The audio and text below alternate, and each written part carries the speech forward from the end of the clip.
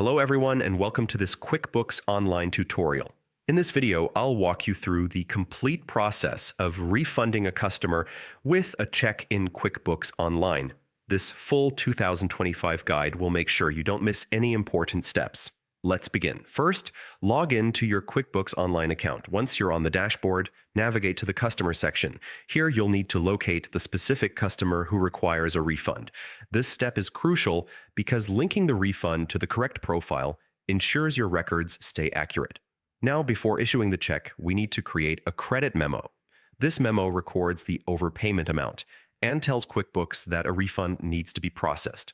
Select Credit Memo as your transaction type, then enter the necessary details, such as the customer's name and the refund amount. Save the credit memo once you've filled it out.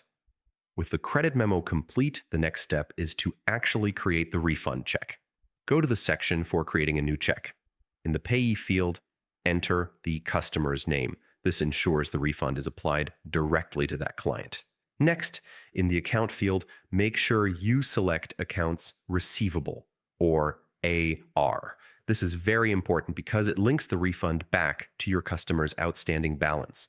Enter the check details carefully, including the amount, the check number, and any memo notes you'd like to add for future reference. Once everything looks correct, click Save and Close to finalize the check. At this point, QuickBooks has recorded the refund transaction. But we're not done yet. To complete the refund cycle, you need to record the payment received. This step connects the credit memo and the check together. Enter the details exactly, making sure the check number matches the one you just created. This guarantees the refund is fully accounted for.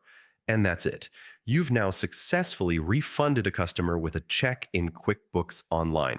Following these steps keeps your bookkeeping neat, accurate, and professional, while also ensuring your customers are satisfied with how refunds are handled. Thanks for watching, and I'll see you in the next tutorial.